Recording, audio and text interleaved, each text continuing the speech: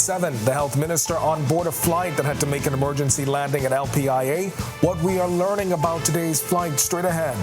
But first, crimes against children taking center stage once again as advocacy group Rise Bahamas calls for mandatory minimum sentences for perpetrators. And cutting costs. Bethany McDermott explores cost savings options on your already sky-high power bills. Then in Our News at 7:30, women's groups outraged after the release of a serial groper. Our News Live at 7 starts right now.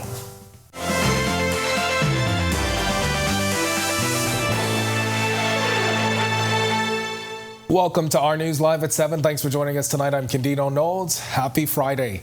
Well, the health minister among senior health officials involved in an air scare today. Officials from the Aircraft Accident Investigation Authority confirming that shortly before 9 a.m. today, a Beech 1900 aircraft they were on reportedly experienced engine failure. We've got more on this in just a moment, but tonight we begin with this. A local advocacy group continuing their push for the prevention of child abuse and for the proper care of children. Jamila Mizik gets us started tonight. As activist groups continue to lobby for the protection of people against violence, Rise Bahamas is seeking to ensure that children fall within that category and are prioritized. Earlier this month, police reported an increase in cases of unlawful sexual intercourse. Activist and president of Rise Bahamas, Ternille Barrow, says stiffer penalties are needed for people convicted of crimes against children. We realize that there are maximum sentences for crimes. A crime of rape would have a maximum sentence of life imprisonment. I've never once seen someone go to jail for raping a child and get a life prison sentence. So we want to say, if you're not going to give a life sentence for raping a child, you need to have at least a sentence in place, something like 20 years or something like that. That's sufficient. Burroughs is also calling for restorative justice, noting that once perpetrators are charged and jailed, it is also important to ensure that there are proper rehabilitation programs. Because we see that there are a lot of repeat offenders with sex offenders in the Bahamas. We know that Marco Archer was not taken and abducted and murdered arbitrarily. He was murdered by someone who had already been convicted of a number of crimes against children. Earlier this month, a 9-year-old girl was sexually assaulted after she was taken by a man while playing with friends outside her Lazaretto Road home. Barrow says there needs to be greater concern for the safety of all children. We see that a lot of times, particularly young girls, maybe between the ages of 13 and 15, go missing. And a lot of times the response by the Bahamian public is, oh, she gone by man. The response should be, oh, she is likely a victim of statutory rape. We need to intervene. We need to charge whoever was associated with that and deal with these issues. Now, to see more of Rise Bahamas' concerns or to sign the petition, you can visit change.org/Child Protection 242. Reporting for Our News, I'm Jamila Mizik. All right, thanks a lot for that, Jamila. Well, the National Security Minister shooting down claims that rape victims aren't treated with enough sensitivity when reporting matters to police. It comes on the heels of what seems to be a spike in the sexual assault of young children.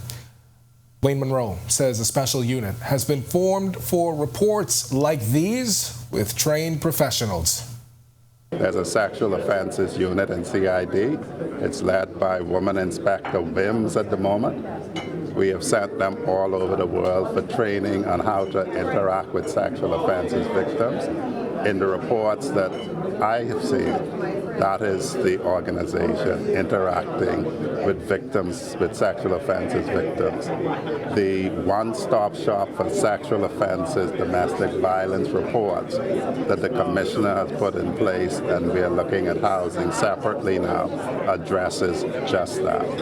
Just this week, it was revealed that an 11-year-old girl was sexually assaulted and impregnated by her mother's boyfriend. We understand she was then given pills to abort the baby. That was followed by another sexual assault of an 8-year-old girl. Monroe saying this to anyone who wants to make a complaint and feels they weren't treated with respect.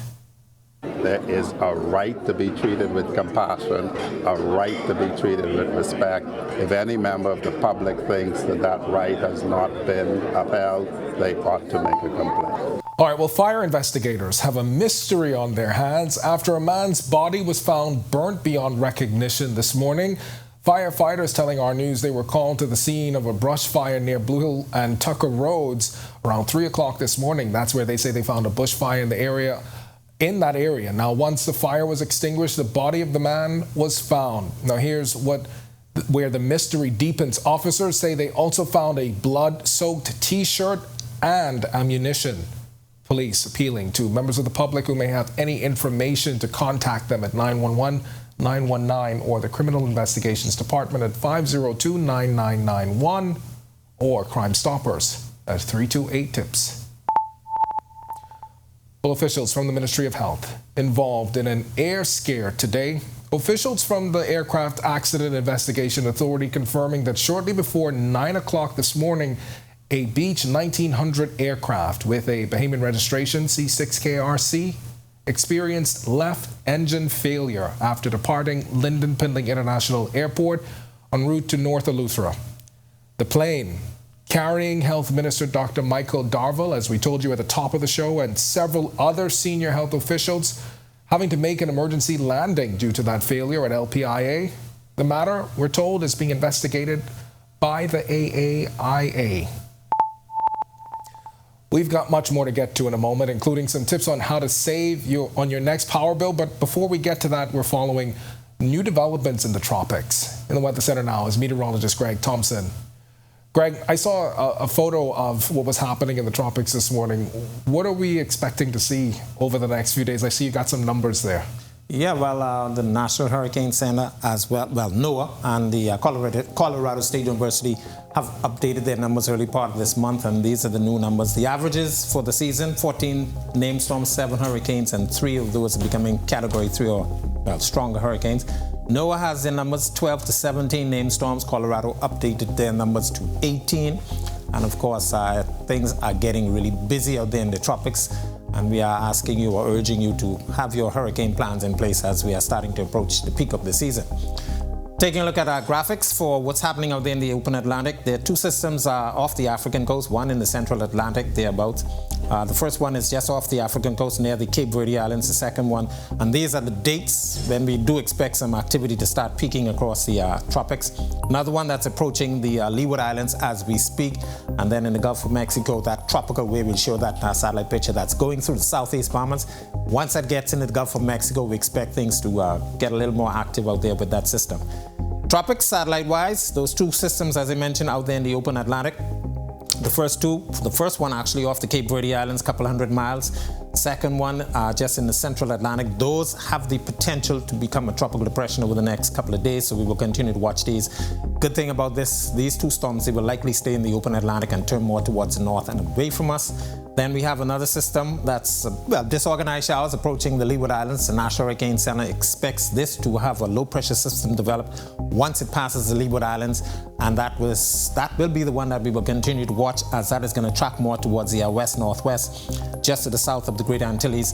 And as I mentioned, that tropical wave moving through the southeast Bahamas, that is expected to dump quite a bit of rainfall across our area for the weekend. But once it gets into the Gulf of Mexico, the National Hurricane Center once again is expecting a low-pressure system to form, but that will be well to the west of us and in the Gulf of Mexico. So the tropics getting very busy, and we expect things to get even busier as we're approaching the peak of the season, which is the first week of September to around the 10th. That's your first look at weather. And a look at the tropics. We'll tell you more about your weekend forecast later on. Still to come on our news, if your power bill's reaching the hundreds, our Berthany McDermott has tips that can help you save this summer. Plus, our Work in Progress segment is back tonight as progress being made in the pothole patching project. Then, a day after the Bahamas records 3 cases of dengue, Guyana facing an outbreak. What health officials there are dealing with coming up in headlines from across the world when our news returns. If new, Heineken Silver was a riveting Viking saga. Last the 12th, your family tortured my first wife and stole my second favorite goat. Now you want to marry my daughter.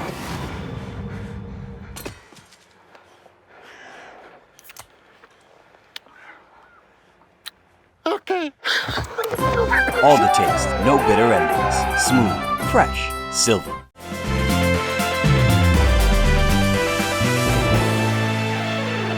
Well, if you're fed up with high power bills, then this next report is for you. A senior executive at Bahamas Power and Light explaining the reason behind the high cost and sharing what you can do to cut those costs. Bethany McDermott has the story.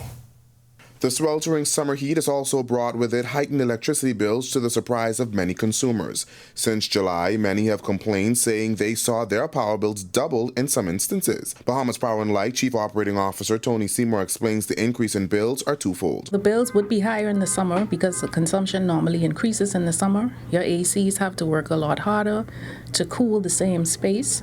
The children are home, so the lights are on, they're in and out of the fridge.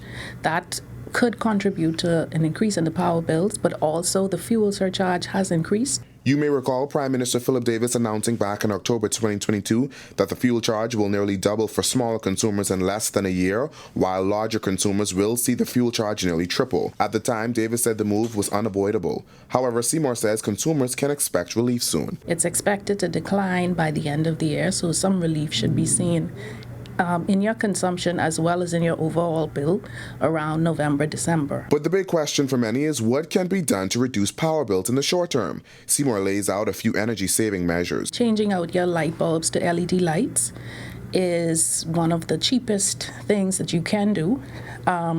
Putting your heater on a switch or on a timer so that it only comes on for a few hours in the morning and in the evening when you're home, that reduces a significant amount of consumption on your bills as well. Ensuring that your ACs are properly sized for the space that they're cooling, insulating your home, making sure your windows and doors are sealed properly. All of those things contribute to lower energy consumption. Reporting for Our News, I'm Bethany McDermott.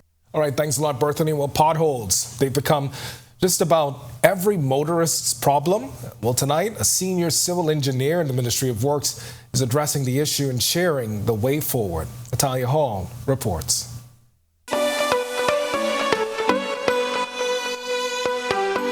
Potholes and bumpy roads are an age-old problem in New Providence. Senior civil engineer in the Ministry of Works, Francis Clark, says the truth of the matter is many roads on New Providence are not up to standard. He's also sharing how heavy rainfall can impact roads. Whenever we have a rainy event, potholes will appear overnight sometimes, and they will grow from the size of a quarter to maybe 3 to 4 feet overnight.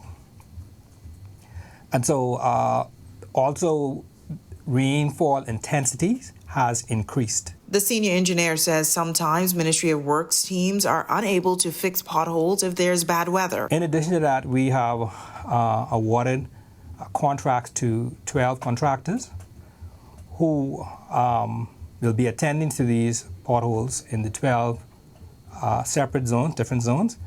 So far, 50% of those contractors has been mobilized, and they are being assisted by our in-house team along with our road paving crew, Bahamas. But there is a paving program in place, all in an effort to rectify the issue. Clark says recently portions of East Street South and Lincoln Boulevard were paved. These roads have been on the paving program a much longer time than the others. So we're not really prioritizing which road is much more important, but they have been on the paving program for a little while. Reporting for Work in Progress for Our News, I'm Natalia Hall. When Our News comes back from the break, we turn our spotlight to stories making headlines across the world as Southwest Airlines makes an emergency landing in Houston. See the dramatic video on board that flight. Plus, a UK nurse found guilty of murdering 7 babies. Prosecutors hailing the case as absolute justice for the families. And Jamaica's Prime Minister touting near full employment numbers when Our News returns.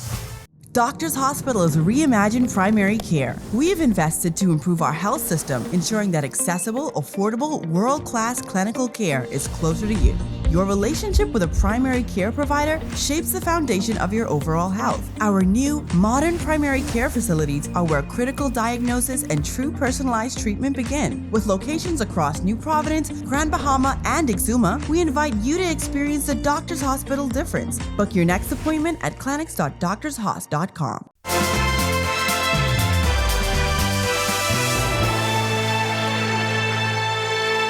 This is our news. Welcome back. We turn our attention now to stories making headlines across the world.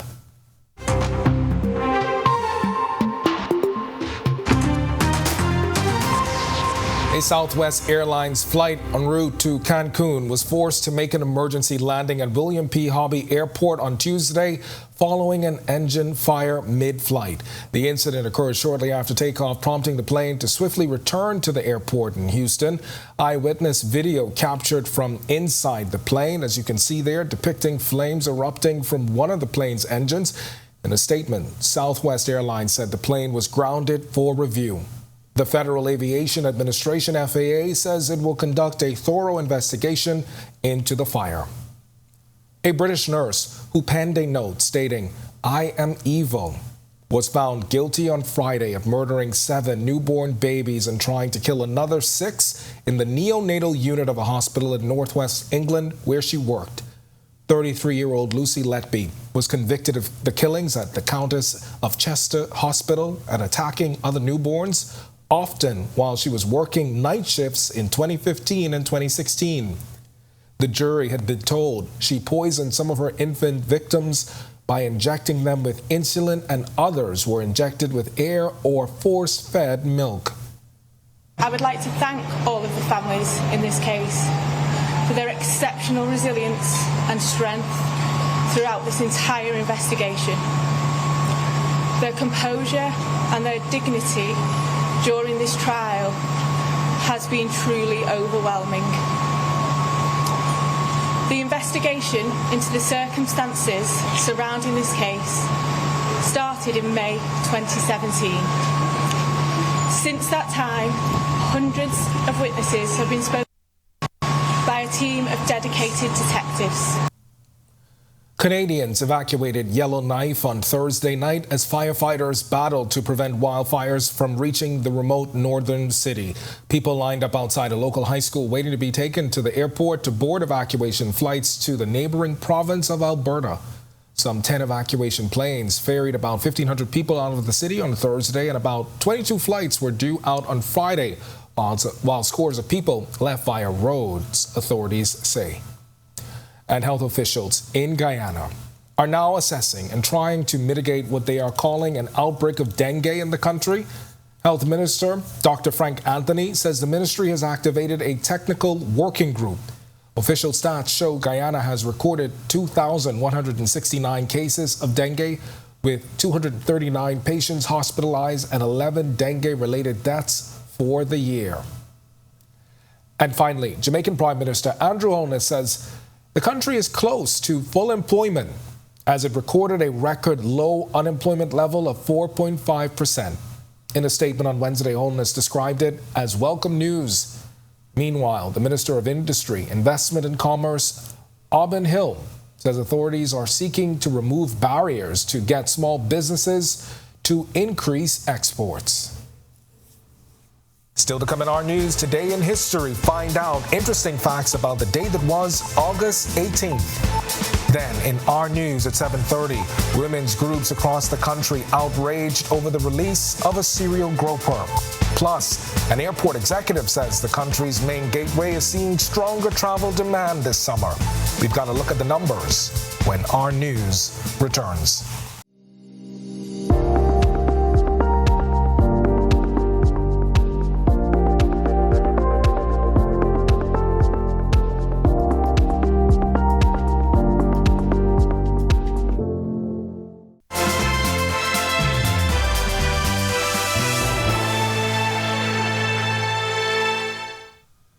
Welcome back to our news. It's time now to turn our spotlight on events that shaped the day that was August 18th.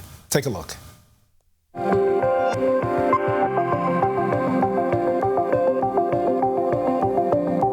On this day in Bahamian history, in 1935, Keva Marie Bethel was born in Nassau. After earning her bachelor's degree, Bethel returned home in 1959 to take up a modern languages teaching position at Government High School. In 1975, she was transferred to the newly opened College of the Bahamas, now University of the Bahamas. She would remain there for the next 23 years, serving in different positions, including principal from 1982 to 1995, during which time she received a doctorate degree. Dr. Bethel later became the college's first president from 1995 to 1998. On February 15, 2011, Dr. Bethel died at the age of 75. A year later, the main administrative building at UB was posthumously named in her honor. Then in 1970, the United States Navy dumped nerve gas 150 miles north of the Abaco coast. The SS LeBaron Russell Briggs sailed from Sunny Point, North Carolina to be sunk in the Blake, Bahama basement. And a suit by then Florida Governor Claude Kirk, among others, the U.S. Navy proceeded with the operation. This event is said to be one of the catalysts to further the push for independence from the United Kingdom. Then fast forward to 2018. Actor, writer, director, and producer James Julius Catalin died in Nassau. He was 78. In 2016, he was given a Queen's Honor and was named an Officer of the Most Excellent Order of the British Empire. According to his website, Catalin began writing poetry at the age of 16. After being invited by the Broadcasting Corporation of the Bahamas to perform in a television series, An Evening With, he founded James Catalin and Friends in December 1979. With a heavy use of Bahamian dialect, his popular plays focused on political and social satire. He's remembered for his biannual productions of Summer Madness at the Dundas Center for the Performing Arts. Then in 2021, Parliament was paroled with the next session to begin on September 22nd. It signified the end of the Minnis administration's parliamentary session. The prorogation came as House Speaker Halson Moultrie held his first open Parliament session in Parliament Square. Governor General of the Commonwealth of the Bahamas, in accordance with the advice of the Prime Minister, do hereby prorogue Parliament as from the 18th day of August 2021. Given under my hand and seal, the next session of Parliament shall be held in the city of Nassau and the island of New Providence on Friday, the 22nd day of September 2021. Speculation about an early election had been rampant during Dr. Minnis's term as leader. In a statement the day before, PLP leader Philip Brave Davis accused Dr. Minnis of playing games while the country burns, avoiding tough questions. Stop playing games, man. Things are falling apart. People are hurting. Ring the bell. Then less than 24 hours later, it is time for you, the people, to choose who you will elect to form the next government of the Commonwealth of the Bahamas. Dr. Minnis announced the next general election would take place on September 16th. His government lost the election in a landslide victory for the PLP.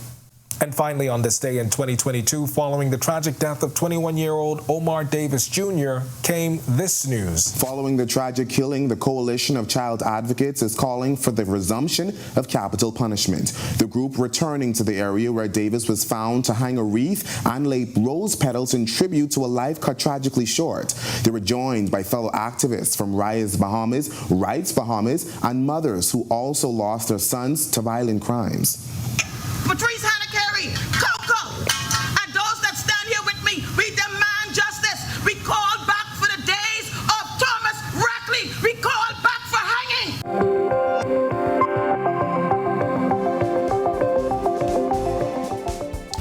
All right, to watch that historical recap again and for all of today's top stories, you can visit ournews.bs. That's going to do it for us at News at 7. Joining us now is Italia Hall. She's got the latest headlines. Italia, I find today in history to be so introspective to see the prorogation from 2021 to now, what we're seeing just recently happen. It's interesting to see, right? Interesting how things play out. Also, we see the child advocacy group back last year doing the same thing that we find them doing now with the stories that we've been covering about sex crimes. Very interesting times. Everything's like, full circle. It comes back around again. Exactly. All right, thanks so much, Ken. We'll find out why women's advocacy groups are outraged. Plus, an airport executive says the country's main gateway is seeing stronger travel demand this summer. Here are your latest headlines. Outraged. First tonight on Our News Live at 7:30. A women's advocacy group is outraged as a serial groper is released from prison. Also, the sentence of an 81-year-old woman reduced after she was found in possession of an unlicensed firearm. Plus, up and away travel numbers at the Lynden Pinland International Airport high as we dive deeper into summer. And later, capacity issues at the Grand Bahama Children's Home has the Social Services Minister on alert. Our News Live at 7:30 starts in a moment.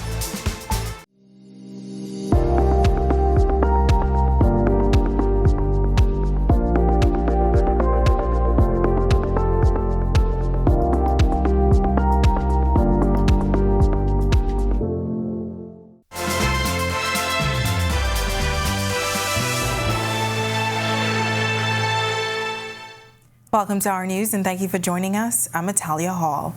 This morning's release of serial groper Sidney Cooper not sitting well with many in the community, particularly women's rights activists. Some of them held a peaceful protest where they called for action. Megan Shepard fills us in. With placards in hand and a message to prove, a group of activists held a peaceful protest against the release of Sidney Cooper. On Thursday, Minister of National Security Wayne Monroe notified the public that Cooper had some 15 sexual offense convictions on his record, a fact that did not sit well with Director for Families of All Murder Victims, Candy Gibson. He's now being released in society. He's not rehabilitated. Where does that leave us? Like I repeat again, we already have pedophiles and predators amongst us now.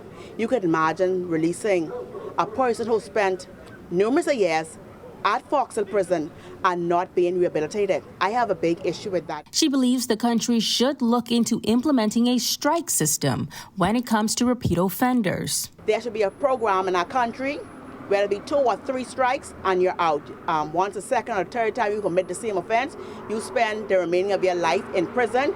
Or if he comes out, he should be restricted by certain areas he can't go in, or maybe even being restricted just his house. The founder of Hannah Carey Cares Foundation, Patrice Hannah Carey, is in agreement. She also insists that more must be done as it relates to the rehabilitation and reform of inmates. He needs some place to go where he can receive the proper treatment. It doesn't have to be incarceration in the Her Majesty's prison. But from there should have been something to take him straight into, because his statements have to be very recent. Now, Cooper is just the second sexual offender to have his release announced to the public. Hannah Carey believes that the public should be notified at least 3 weeks in advance. It's not directly towards this individual, but it's towards these kinds of scenarios. Repeat offenders over and over, especially when it comes to something like a sexual predator that claims to have no control over what he does. Reporting for Our News, I'm Megan Shepard. Thanks, Megan. Well, a man accused of killing his girlfriend and her teenage daughter denied the charges during his arraignment in the Supreme Court. Prosecutors allege that 23-year-old Blake Strawn of Ross Corner is responsible for the murders of Allison Thompson and her 14-year-old daughter, Trevonica Thompson. Police found their decomposing bodies locked inside their apartment on Ross Corner on April 14th after they went there to investigate the source of a foul odor. Strawn entered not guilty pleas to the charges when he appeared before Justice Cheryl Grant Thompson via video link from prison. A date for his trial will be fixed August 23rd when he appears before Justice Grant Thompson. The Court of Appeal has reduced the 1-year sentence handed down to an 81-year-old woman convicted of possession of an unlicensed firearm. Frida Hart was freed from prison after Justices of Appeal Sir Michael Barnett and Indra Charles felt that her sentence should be reduced to 6 months and 12 days, the time she had already spent in custody. Hart's lawyer, Caleb Dorset, appealed the sentence on the basis that it was too harsh given her age and medical condition. In a dissenting decision, Justice of Appeal John Isaac said that Hart ought to have remained in prison and served the entirety of her sentence, notwithstanding her age. On December 1st, 2022, a team of police officers executed a search warrant on a home in Freeport, Grand Bahama, While the officers were carrying out the search, Hart went into her grandson's bedroom and retrieved a pink towel. During a struggle with officers, it was discovered that the towel contained a 9mm pistol along with 8 rounds of ammunition. At the appeal, Hart's lawyer presented a medical report that was not available to the sentencing magistrate. According to the report, Hart was hypertensive, had an enlarged heart, and was experiencing early dementia. We are now at the peak of summertime travel. That confirmation coming from a top executive at the Nassau Airport Development Company. In this report, he's encouraging travelers to be at the airport hours ahead of their flight. Let's take a look. Last year, this time, obviously, persons weren't able to travel, maybe who are unvaccinated, but with the restrictions being lifted in May, we're now seeing, scores of Bahamians travel as well and, get back to traveling after what was a difficult 3 years for the country and the world. Vice President of Operations at the Nassau Development Company, Jonathan Hanna, says the United States continues to be the country's strongest market due to its close proximity. The executive adds that LPIA is seeing a stronger demand compared to last year. We give a range. We see anywhere from, on a busy weekend, 12 to 17,000 passengers a day. So it really just depends on what's happening, if there's holidays, but, it's strong numbers all around.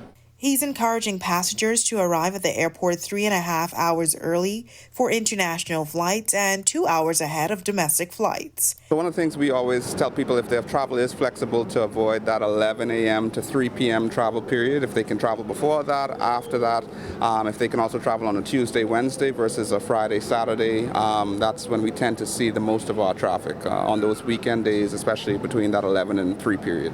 He also says the online check-in option is available, which he says helps with smoother check-ins. A lot of them have their proprietary kiosks as well, and so persons are taking advantage of that, and there's a couple new apps that have been rolled out. And for American and Canadian citizens, there's now another option to make traveling easier. Mobile passport control, which allows them to complete their U.S. submission up to 4 hours before they arrive at the airport, and then once they get into the hall, there's some dedicated lines for them, and what that does is it enhances the efficiency not only for them but for persons who are not eligible at this time, because then that takes them off of different lines, and so it helps both lines to move as efficiently as possible.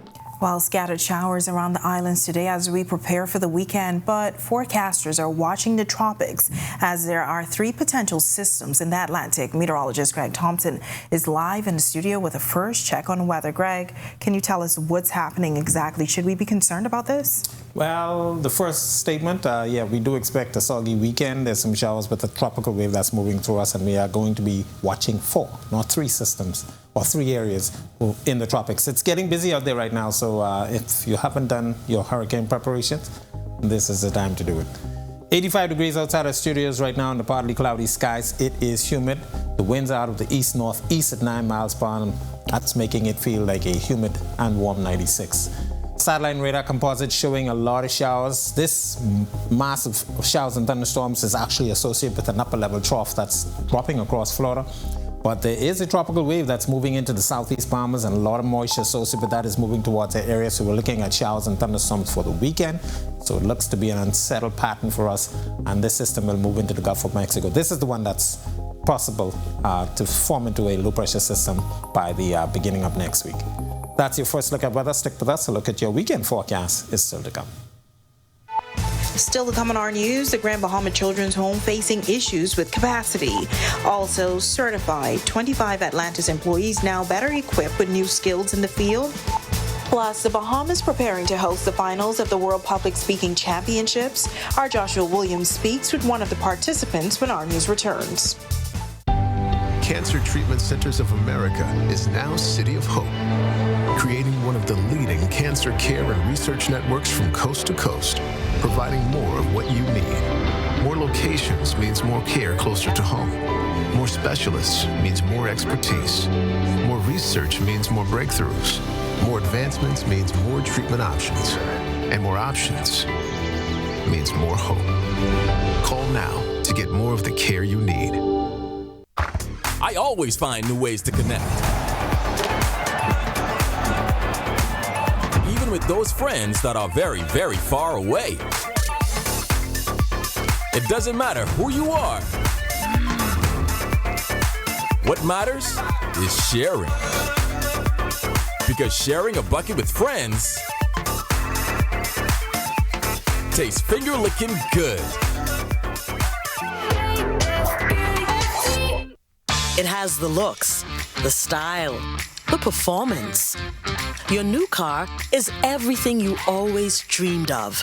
Now it's here. Commonwealth Bank was happy to help put you behind the wheel with a new car loan at a competitive rate and fast, friendly approval.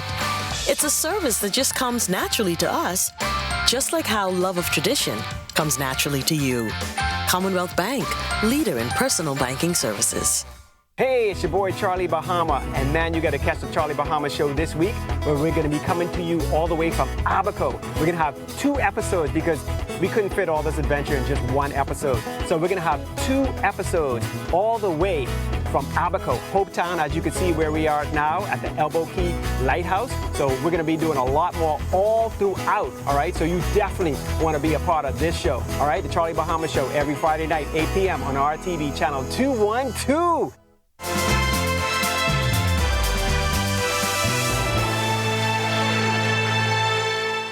The Grand Bahama Children's Home continuing to stretch itself as they are now at capacity. Minister for Social Services and Urban Development, Obi Wilcombe, says this speaks to the economic plight many families are now facing in the north, particularly Grand Bahama and Abaco post-Hurricane Dorian. While the home being at capacity is a challenge, there's another issue the ministry is seeking to address through a partnership. We are running into a situation now where you have some children who've aged out who require other homes. But we've been working with the Grand Bahama Port Authority and with the Children's Home, and we believe that we have facilities now. We're just completing a few legal pieces of work. And then, of course, we'll be able to expand and be able to provide, at least for the immediate future, the needs. However, the minister says the problem is a larger issue. We have to get more of our people to work. We have to get more of our people in a sustainable environment. And we have to continue to work on rebuilding Abaco. It's a continued piece of work, and as you've seen in many other countries of the world, it doesn't happen overnight. And but we must be conscious of what's happening. And some children have been the victims of difficulties, of course, and you still have domestic violence and you still have abusive children. So we're having to contend with that as well. A young Bahamian entrepreneur is trying to help more Bahamians invest in the U.S. stock market through a new app called Prosper. He says Bahamians have expressed frustration in the past about limited investment options and growth opportunities here, and says with Prosper, it makes investment accessible for everyone. Where people can come on, they own the shares, it's in their names, the name that's on your passport when you sign up. You are able to invest into the basic all U.S. stocks and ETFs, so things like Amazon, Honda, Google, all those different things, Nike, stuff like that. You're able to purchase those stocks and shares. You have voting rights as well, just like as if you were in the States and you're in the boardroom, you can vote towards different proxies and everything like that. You own the shares, 100% yours. We don't actually own the shares for you.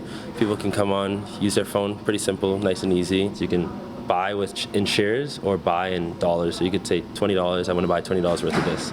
Pretty simple. The Prosper app, which launched last month, had many on a wait list anticipating its release and already has hundreds of users. The CEO says the 2 main questions that comes from potential users surround regulation and accessibility. We are a regulated entity, we have our licenses in place, and we do not, once again, we don't keep client funds, we don't purchase in our name. The fund, all the shares are owned in the person's name on the account. So whatever it is that you buy it yourself and you own it yourself. We have people from the ages 18 up to almost 70 years old, which is really interesting to see. And we have people that are, like I said, 67, 68 that are trading, find it easy to use. So it's usable for everybody, it's affordable for everybody, and it gives access to everybody. When our news comes back from the break, one of 8 finalists in the World Public Speaking Championship says she plans to give it her all on the stage. Our Joshua Williams has her story. We catch up with our swimmers in Jamaica, and JJ and the Liberty play the Aces for the 3rd time this week. Don't go anywhere, our sports is coming up next.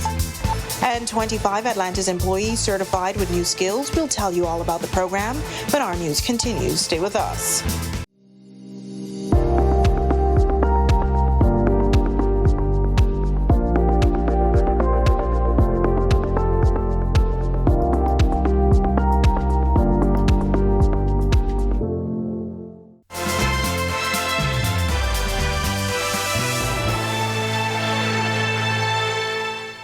This is Our News. Welcome back. For the third time in history, a Bahamian will be competing in the finals of the World Public Speaking Championships. Now, the Bahamas is hosting the international competition this year. 8 participants take to the stage hoping to claim the crown.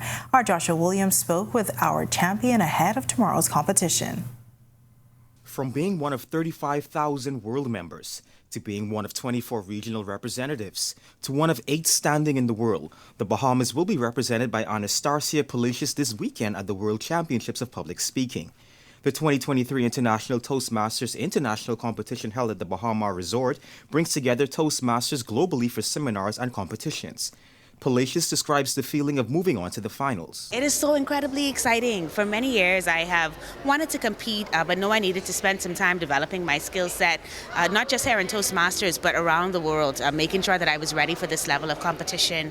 I've had some great and phenomenal coaches and just received great feedback, especially from our local clubs here. My home club, 7108, of course, Toastmasters Club 1600 and Toastmasters 7178. And to just know that so many people have poured into me over the years and supported me on this journey, it feels so good to bring it home. As for what it takes to prepare for competitions like this, it takes consistent practice. You have to be willing to work long and hard even before you get your shot on developing skill sets that will help you in the final round. In this competition, for example, I used one speech at the semifinal that I cannot use in the world final. So I have 24 hours to come up with an entirely new speech to give to the world. And so it's years of building that up that allows me to do that, and then some really great coaches. Ahead of tomorrow, Policius says she's willing to give it all she's got. My dad once said to me, you don't have to be the best, but you have to give your best. And I think that that's all anyone can do. I'm going to pour my heart out on that stage, really to connect with the audience and just remind each of us about the power that we hold inside. And I'm hoping that that's going to be enough. I don't know what the judges will do. None of us can ever say, but I'm going to give the very best I have and represent my hometown, the Bahamas, as much as I can. The competition kicks off at the Bahama Resort on Saturday, August 19th. Reporting for Our News, I'm Joshua Williams. Today's sports update is sponsored by Michelob Ultra, distributed in the Bahamas by Jimmy's Wines and Spirits. We bring you the latest from the Goodwill Games in Jamaica, and John Carl Jones and the Liberty play in the Las Vegas Aces again. Here's Tage Adderley with a check on sports. Tage? Thanks, Ty. Good evening. Happy Friday. Welcome to Our Sports. I'm Tage Adderley. The Goodwill Games are finally underway in Jamaica. Our Sasha Lightburn will provide full coverage of that on Our News weekend. In the meantime, she's standing by with information from the coaches and the health team. Sasha, how's it going over there? Yes, Tage, you're right. Competition has already begun here at the Jamaica Aquatic Center. But first, we wanted to find out from head coach Dylan Brown how practices went. Right now, we're loving the atmosphere of the team. They're in game mode. They're ready to swim, they're excited, and we're looking for great things, some relay practices, some turns, some starts. We also asked assistant coach Dwayne Davis Jr. about his overall expectations. We come better win. We come better get first. We've been training hard for the last 4 to 6 weeks. We've been locked to the kids already. Everyone's ready. We come better win. We come better win. Essential to being competition ready has to do with health and wellness. The team doctor is Dr. William Hamilton. Educating them on hydration, nutrition, proper dieting over this long stretch, and rest. Right, I know they're excited, but we also have to manage expectations. Recovery is key because they need to make sure that they're able to perform at their optimum level. You got kids swimming 10 races for the whole meet, and that's when we have to stretch. You have to make sure they stay hydrated. You have to make sure that they don't have any injury, any aches or pains. Now, Tage, competition will begin right here at the pool on Saturday and Sunday, beginning at 9 a.m. For all of the latest standings, as well as the medal count, make sure you tune into Our News social media pages, as well as Our News Weekend, as they become available. Reporting from Kingston, Jamaica, for Our News, I'm Sasha Lightbourne. Back to you, Tage. Thank you, Sasha. Moving things over to the court. Basketball coaches love to say that it's very difficult to beat an opponent 3 straight times. Jonquel Jones tested that theory last night against the Las Vegas Aces. Jonquel Jones and the New York Liberty fell to the Las Vegas Aces last night, 88-75. The Aces had previously lost twice by almost 60 points combined to the Liberty this week, so this was a big win for them. JJ had 8 points and 8 rebounds for the Libs, while Sabrina Ionescu led the squad with 22 and 4. Asia Wilson of the Aces went 2 for 24 in the previous 2 games against the Liberty, but she finally was able to get that monkey off her back and score 21 points. Chelsea Gray had a triple-double for the Aces with 22, 11, and 11. JJ and the squad will try to rebound tonight against the Phoenix Mercury. Before we leave, the Bahamas national basketball team will play Uruguay in the FIBA pre-Olympic qualifier semifinals in Argentina tomorrow night at 8 p.m. Our track and field athletes are also competing in the World Athletics Championships in Budapest, Hungary. Be sure to check out our social media pages for the latest highlights and results. That'll do it for sports today. I'm Tej Adderley. It's the weekend. Have a great one. Still ahead on our news tonight, hear how 25 employees in the capital are better equipped for the workforce. Plus, overcast skies this Friday as the weekend is officially here. Meteorologist Greg Thompson is back right after this break to help you prepare. Our news live at 7:30 is back in a moment.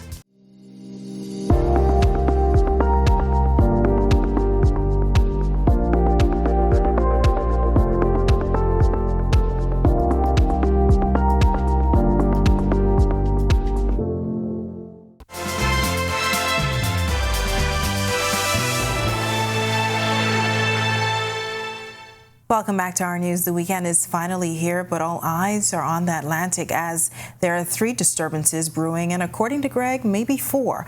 Well, Greg is back in the Weather Center to provide some more details on those weather systems. Greg? Yeah, 4 areas that the National Hurricane Center will continue to monitor over the next couple of days. 3 of them are in the Atlantic as we speak right now.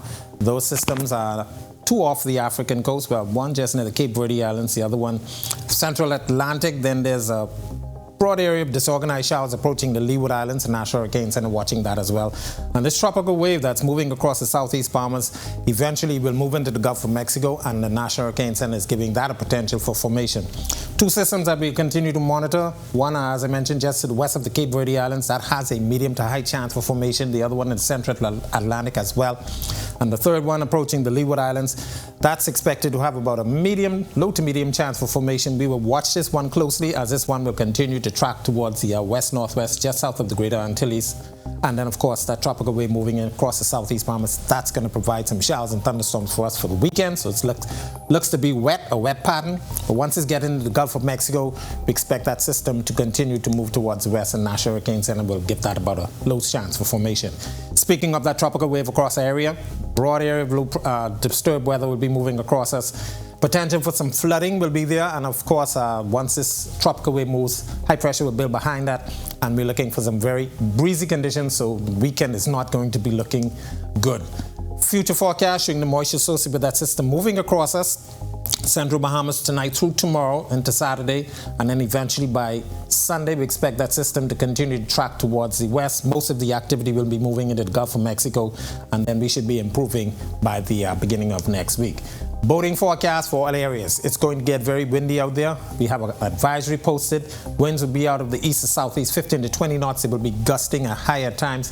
Sea is running 4 to 6 feet, but it will be up to 8 feet. That's why we had the advisory posted. High tide will be at 10:05 tonight. Here's a look now at your national forecast.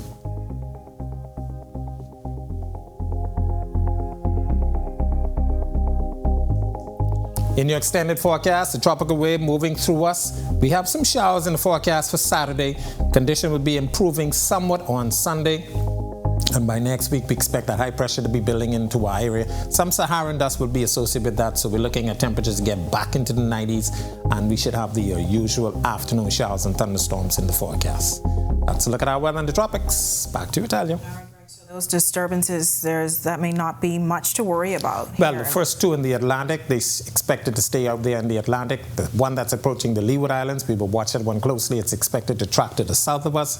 Anything could happen that could turn back towards north. The tropical wave across our area, that will move in the Gulf of Mexico. That one is not going to be a problem for us, but it's going to make our weekend very wet. So, yeah. Any advice to residents for now? Not to be too cautious, but...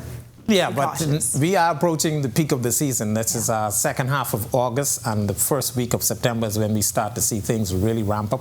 September 10th is the peak of the season, and it is now time, if you haven't done so already, get your hurricane plans together. Make sure you take care of those necessary things around the yard, around the home that you have to take care of before the hurricane season, because once it gets started, you won't be able to take care of those things at that time. All right, you heard it first from the expert. Thanks so much, Greg. Yeah. Well, 25 Atlantis employees are now equipped with new skills as they graduated today with certifications from the Atlantis Technical Institute. The program is in collaboration with the Bahamas Technical and Vocational Institute, and participants are now upskilled in several vocational trades. Atlantis Senior Vice President of Human Resources, Tamika Forbes. Human resources, along with our divisions, have been focused on upskilling our teams. And you're a part of that upskilling. And this has been a long time coming. And I can tell you, engineering and the focus that we need to put on you as tradesmen, you as engineers, you as individuals who at the end of the day want to build your skills, this is what we're committed to do. We're looking for individuals who can ascend to management, who can ascend to positions that at the end of the day are going to give us what we need to make this operation run. And you know what? It's your time. And of course, to see more of this, you can visit ournews.bs. With that, we thank you for joining us for our news tonight. On behalf of the entire team, I'm Natalia Hall. We'll see you tomorrow night. Have a great evening.